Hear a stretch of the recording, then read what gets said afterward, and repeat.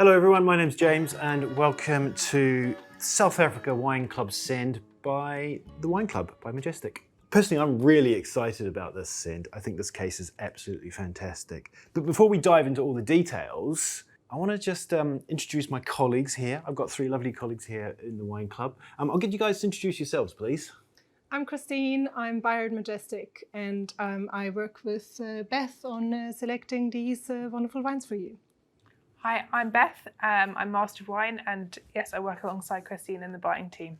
And I'm Mark, and I'm the Director of Wine Club, and I have the great pleasure of working with all of these people. So guys, can I ask you, why did we choose South Africa as a country, as a theme for this particular send? What was the impetus? I think South Africa is one of the most exciting countries in the world at the moment. There's actually quite a long history of grape growing in South Africa, dating back to the mid-1700s. Quality that is coming out of there at the moment, and I might be a bit biased because I'm also the South Africa buyer for Majestic, I think is unparalleled. So quality for the price that you pay, absolutely top notch. South Africa has had its issues, and there's, I think, often the impression that it's quite a cheap country for wine, but they've done a lot of work, especially, even in over the last 3 years during COVID. They had a lot of issues. They weren't allowed to export wines for a period, but they've been working very hard internally within the country to ensure that all the wineries are supporting their staff. There's a big focus on sustainability in South Africa. They've done a lot of research into, indigenous fauna, where they're removing more international plants that are planted, and like putting in something called fynbos, which is kind of a local kind of bush herbal kind of plant. And apparently it's got really high levels of carbon capture. There's masses of innovations when you go there. So, as I say, they're focusing a lot on the social aspects. So they're bringing through a lot of kind of black winemakers now. There's a big focus on really helping women in the industry over there as well, investing in quality in the winery. What was really exciting to see is that so many wineries that we have selected to work with on this theme have programs that support the education for the children of the workers that are on the wine farms, and sponsorship programs for university and colleges. There's a real big focus on training up the next generation of wine growers. Yeah, and I remember when you two were running through the shortlist and you had so many wines to go through. It's a good problem to have, but you'd call us down and say, come into the tasting room here, taste these. And I was just amazed, weren't we both, at the quality, the range, and it was just so interesting. And I think your job is very difficult to actually choose from such an amazing range of fantastic wines to have to whittle it down into that curated mix. These are great problems to have, and for our customers, this is a particularly high quality blend of wines. That's bottom line. You're going to love the quality of these wines like we do. Yeah. What we're really excited to show here is that South Africa is so much more than your sometimes watery Chenin Blanc and rubbery Pinotage that we're most often used to seeing from South Africa, and it's really moved on from there, and we've got a vast variety of varietals and wine styles to show you that we thought were absolutely amazing. So considering such a diversity of wine styles and regions, how did you approach the selection process? I mean, that must have been quite tough.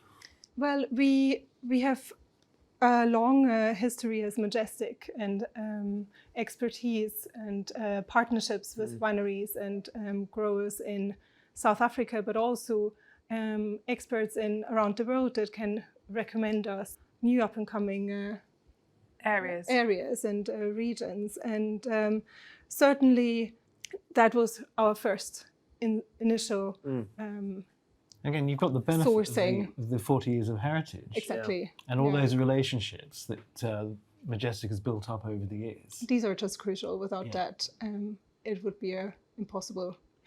Do you think it's fair to say that we literally get wines that other people can't get hold of because of that experience? Well, that's got to be true, hasn't it? Is it? Well, I think, the relationships we build really do mean that we have access to really interesting products, really going out, finding new wines that you might not know about, you know, on the ground here in the UK. But I think the selection was really interesting. You know, there's been a lot of work in South Africa on different kind of expanding wine regions past. You know, Stellenbosch has been known for a long time for producing really great quality wines, you know, especially from kind of Bordeaux varieties. But there are lots of other really interesting kind of regions. So we've got an Elgin feature in a couple of cases. So Elgin, really lovely, cool coastal area.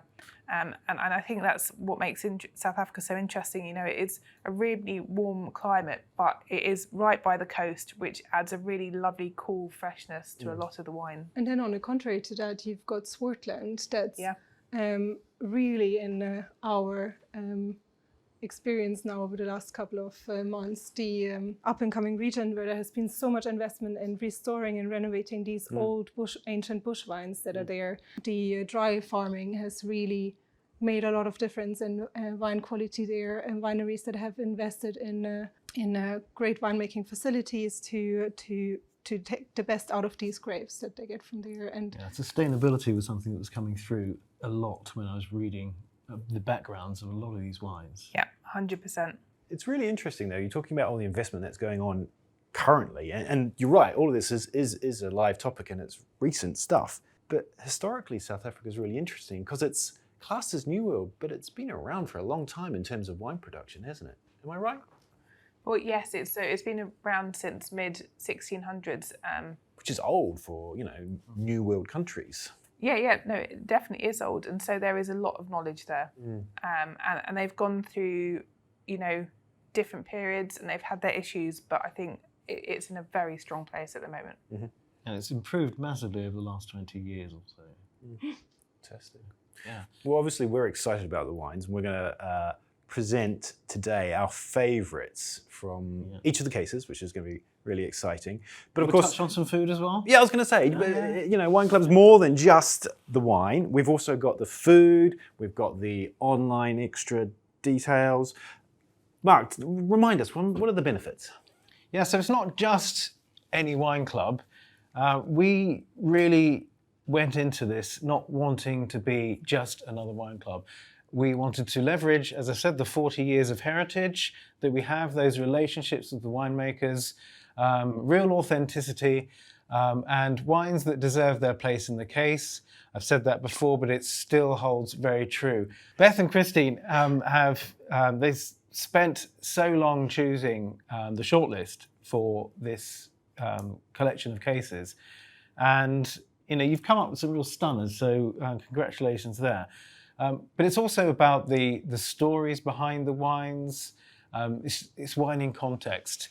In the context of where it comes from, a bit of history, who made it, why they made it, in the style they did. We really want to bring it to life to the customer as well, and which is where we want to take you on a journey with us to discover these wonderful wines that we see out there with us, with our seasonal cases curated in select themes like we have now, the South Africa theme, and you can connect with the winemakers as well through the brochures. There are QR codes which will then link you onto our customer content hub, where you'll have the videos made by the producers themselves.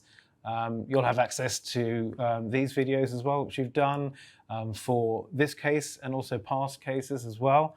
There's the Facebook group as well.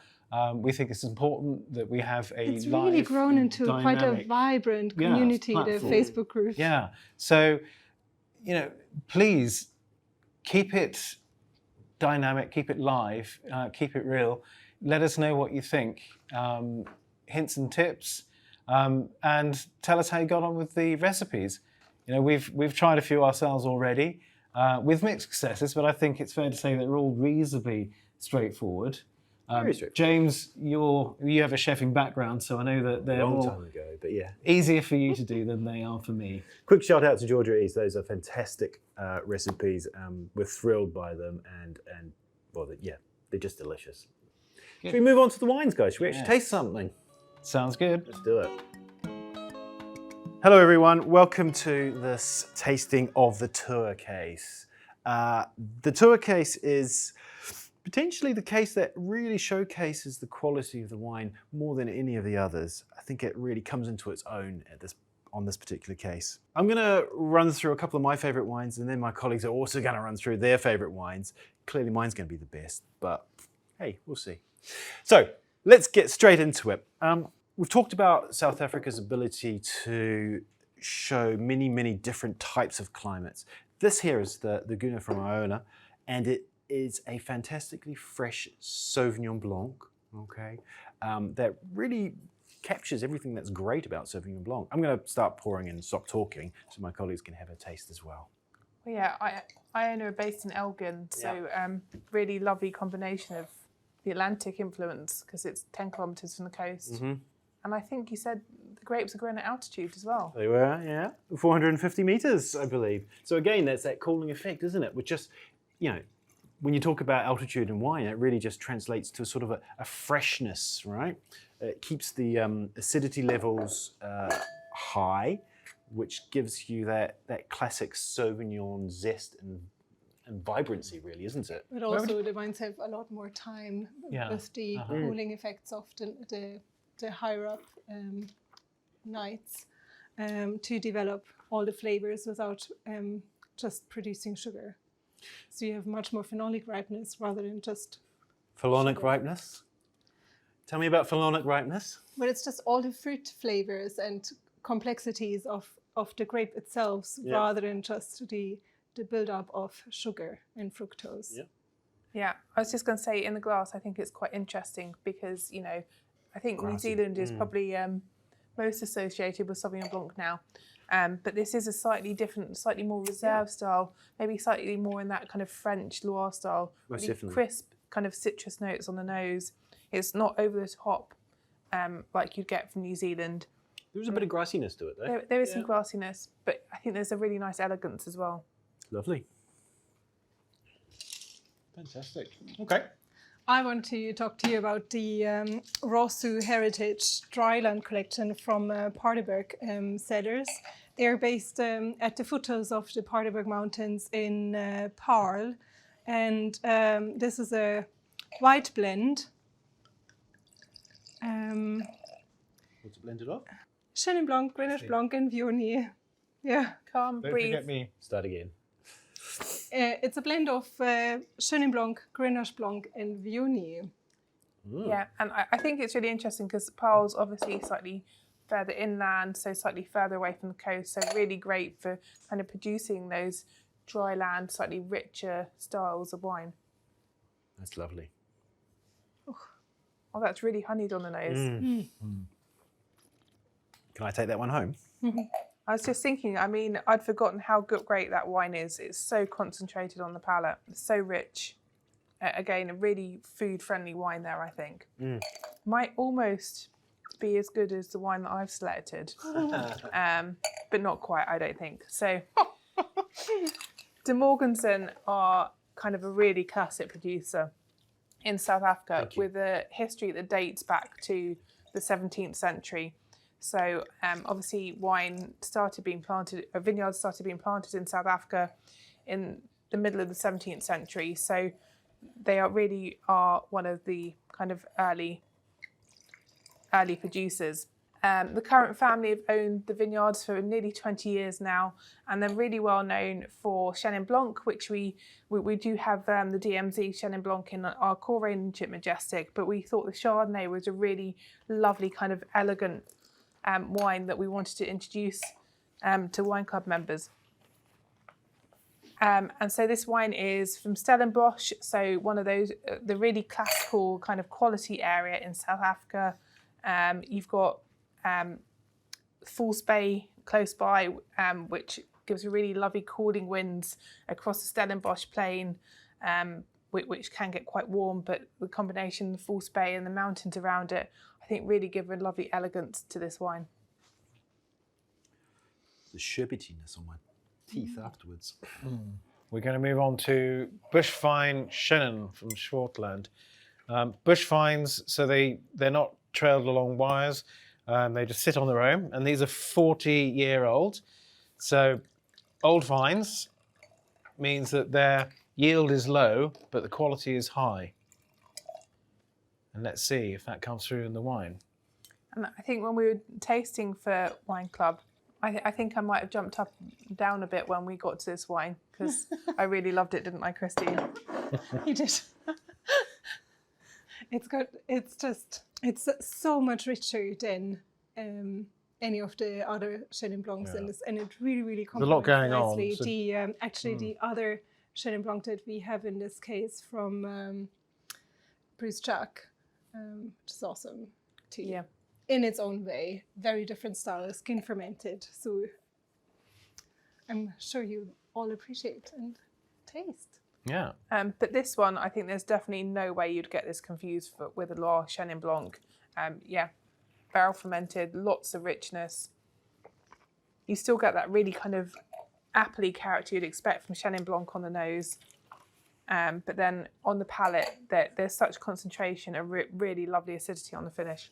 What would you serve that with? It's quite an interesting one. We haven't talked much about the food and wine matching with these, but George Reese has done a fantastic job with all of these. What did she It's really exciting. suggest for this? It's the potato galette, I believe, isn't it? The potato galette. Yeah. So Delicious. this going with potato galette, I guess I think Yes, yeah. definitely you've got the acidity which would cut through the waxiness of the galette. I think that'd be Yeah, delicious. I'm just looking at the hake fried in Bocaume butter, and I think Yeah. it's sort of brown butter, the nuttiness of brown butter. Same concept, isn't it? It's the freshness in the gorgeous. mouth. Yeah, that's the last one. Oh my On to goodness, the that's the red. last one. On to the That was reds. it. That was the winner. That was the one that I think I you did walked back. pardon, just before we move on, I did mention the Bruce Jack skin ferment Chenin Blanc that's also in the case, which we were absolutely smitten by. What a delicious white wine. Yeah, it's really, really lovely. Very unusual. That And skin contact, what difference does that make? Yeah. basically, normally you would press the whites Uh-huh. and then start fermentation with Yeah. just the juice Yeah. and without the skins. But increasingly so, winemakers like to keep the skins to ferment with the juice for a few hours or even a couple of days on white wines as well, to extract some of the phenolics from the skin. And when you say phenolics, it's that kind of almost tannin, but not quite tannin-like. There's a bit more textural character on the palate. Get a bit more of Yeah, a bite. texture is the word there, isn't it? It gives it sort of a layers and complexity to So you're getting more interest coming out of the skin. That's Yeah. right, yeah. Which makes it really food friendly with some of these recipes that you've just And then the talked other about. one is the Walker Bay from Bouchard Finlayson. I mean, absolute classic. I'd again go over to the Loire Sauvignon Blanc. Yeah. Walker Bay, as it says in the name, again a coastal region, so really lovely elegance, and actually quite a premium winemaking region. So we were really glad that we could get that in this case. Okay, so now for the tour case, we are going to taste the red wines. I'm going to kick things off. Bruce Jack. We've spoken a little bit about Bruce Jack already as a really interesting winemaker in South Africa, and I've chosen the Ghost in the Machine. Okay, so this is a blend of grapes, and it may not be your usual style, or not style, sorry, but it might not be a usual combination. Does anyone know what combination of grapes this actually is? Malbec Viognier. Malbec Viognier. Okay, so Viognier and Syrah is quite a common vibe in Côte d'Rôti in northern Rhone. But here we've got the Malbec combination going in. It is just, it's a big rich wine. Go on, tell it. So I was just going to say, Viognier is often co-fermented with a red grape because it helps fix the colour of the white, the finished wine. Yep. So it helps extract that kind of colour from the skins and create kind of a deep colour wine, Yep. as well as adding that perfume. Yep. So yes, it's always traditionally been Syrah, but there's no reason it shouldn't be other grape varieties like here. I wonder what other combinations we might see in the future then. But that is a gorgeous wine, is it not? It is, because, it's interesting. And you kind of wonder why no one's done it before, because Malbec always has that kind of slightly floral nature to it. And Viognier does as well. So it kind of, the perfume from Viognier and Malbec go really well together, I think. It's There's a little bit of tannin through the mouth though. There's a little bit of structure and fullness to it, which I think is fantastic as well. It's really holding together nicely. It's super tight. Yep. Yeah, there's a savoury edge as well, I think. As Yeah. well. So that herbiness, that savoury edge matches with the fennel slaw that Georgia suggested that we pair it with the pork belly and the blue cheese. Yeah. Have you cooked that yet? I haven't actually, but I just know it's going to work. Yeah. Yeah. But yeah, I mean, there's definitely that roundness that you'd expect from Malbec, and I think any Malbec fan will be absolutely delighted to discover this wine. We're excited. That's to launch really this lovely. with Wine Club. Yeah. Yeah, It's a good one. And it's a funky label as well. it really is a fun label. Yeah. Okay. What do you He's got quite next? a personality, Bruce. So I do encourage you to look up the video in the QR code, which you'll always find at the bottom of the page here. Fantastic. Yeah.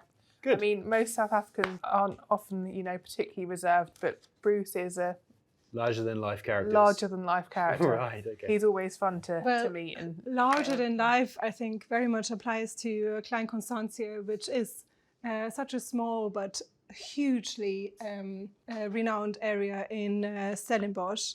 And it's produced one of the world's top wines. The estate Klein Constantia is here the mother estate to Amuruda, which is my favorite red pick in this edition. Hey, you jumped the queue. Pardon. Well, ladies first. It's just incredibly concentrated, very, very rich, dark fruit, Oh, it's lovely. hint of spice, some cedar smoke, and still quite a lot of There's a denseness to it, isn't there? So, Inky. again, a lot of structure there as well, isn't there? There's a grippiness to it. That's just crying out for, grilled meats and red meats. And I think that would age as well. yeah, so you have got, you're right, grippiness comes from Petit Verdot, which is one of those varieties that helps Bordeaux age. So yeah, I quite forgot right. to Yeah. mention the blend is Syrah Petit Verdot. That's right. Brilliant. Gorgeous. Nice. Okay, so from something quite structured to something very, very elegant, we've got the David Finlayson Pinot Noir. So this is from Stellenbosch. So a great region that's well known for Bordeaux blends. But again, its proximity to False Bay and the kind of the cool breezes that come off the bay mean it's really great for actually really elegant Pinot Noir, but with kind of a burst of sunny fruit to it because you do have the warmth of Stellenbosch. David Finlayson, also really top winemaker in South Africa. Real colour difference between this and the previous one. It's a lot lighter, as you'd expect from Pinot Noir. But lots of red fruit on the nose there. Kind of really kind of crunchy, cranberry, raspberry character. And we've got a lamb shoulder ragout in the booklet. And actually, I think that acidity that's still coming through on the palate really, really matches with kind of something like lamb, where you've got that fattiness and you want something quite fresh to go with it. That long length of the fat, again, cut through it. Yeah, Help clean up that dish. She's put it with the meatballs and tomato sauce, which is where the well, but again, this is where the it all acidity works. comes in, doesn't it? Like that, that lighter meat, the wagyu Beef, yeah. beef is. I think she's entirely right. It would also go well with this, but also I think we serve it with a lamb dish. This just demonstrates food and wine matching is such a personal choice, It really is. and nothing goes over just trying for yourself. Just great. There's so many recipes in the booklet. You can mix and match. So this one that I've chosen is the Black Pack Syrah. And this is critically well acclaimed. Won bronze at the Decanter World Wine Awards, and the South Africa Wine Magazine named it one of the top 10 wines to drink in 2020. So let's see. Very dark, inky. Yeah. So when we tasted it, we thought this was, a kind of proper Rhone style peppery nose. Yeah, and Rhone style, I guess, because they're calling it Syrah instead of Shiraz, sort of indicates that they're going for the Rhone style. Absolutely. Okay. And I think the fruit on the nose is quite, it's not over the top, jammy, New World. It definitely is that kind of more elegant, It's a bit more reserved, isn't it? reserved kind of dark fruit and with the pepperiness alongside it. Yeah, definitely. So it is from Walker Bay, I think, Mark. So you've got that kind of coastal influence, which helps give it that kind of more reserved character. Yeah, so it's got that cooling element, as we discussed earlier. So it allows for, I guess, longer ripening times, and therefore more complex wine as a result. And it definitely shows here. There are two more wines in this case. The Cathedral Cellar Pinotage, which we thought was just a fabulous A version of a example Pinot. of a Pinotage, Yep. and really demonstrate that this can be absolutely top-notch, concentrated, fresh, lovely, food-friendly wine. And we also have the legend of Chenin Blanc's Reserve Red, a Merlot Cabernet Blanc, Cabernet Franc, Cabernet Sauvignon, and Petit Verdot blend, which is absolutely divine and worth having a try. And I think those Bordeaux blends, it really shows what South Africa is capable of.